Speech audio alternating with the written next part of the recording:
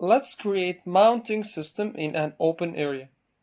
You do similar steps as that in the module coverage. Select the module type.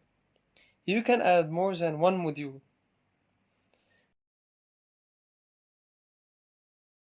Number of vertical modules, module spacing, and horizontal, and that's what we have here. What is the height of the bottom edge? It is the distance x here in the module mounting, or I should say, beta 1 is already 0 here, so we can enter the module tilt and its orientation. 0 degree means that the surface orientation is the same as the panel orientation. Take in account that the tilt of the surface and its orientation, if they have any differences, the inclination will be equal to beta 1 plus beta r.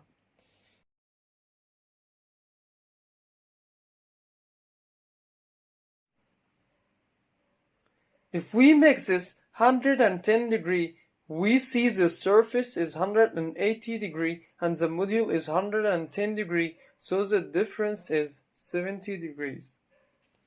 You can enter the overall tilt and the orientation here or through calculation. Here is the information of the placing parameters: depth of row, spacing of rows, and the mounting support clearance. There are some additional parameters here.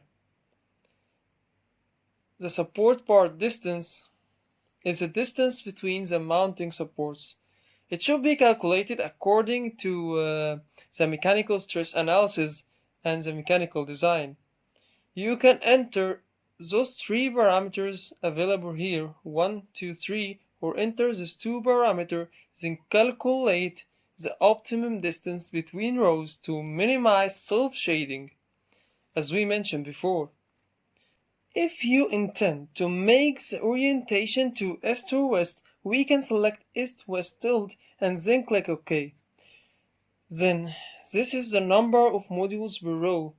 You can drag a single row, or you can cover the surface with maximum number of rows or modules. Those are the edges of the space.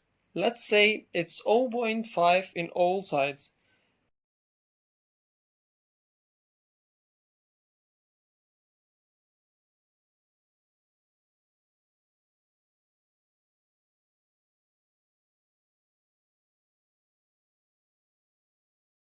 Area utilization ratio is the efficiency of usage of the area. How much of the area you would use to produce electricity.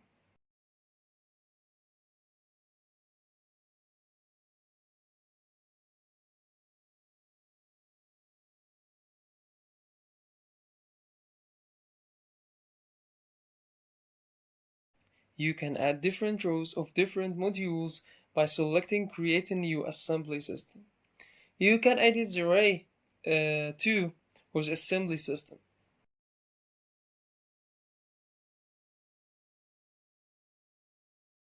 Click here to see rows and columns order of each module. Finally, you can calculate the shadow frequency or the shading effect annually.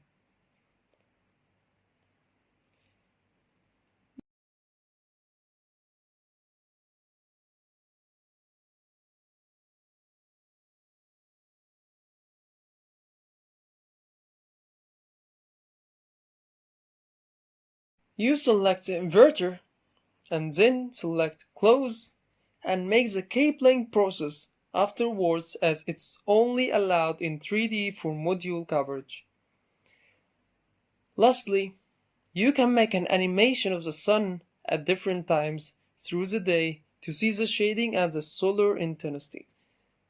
Select the azimuth the sun starts from and the elevation or the height of the sun too.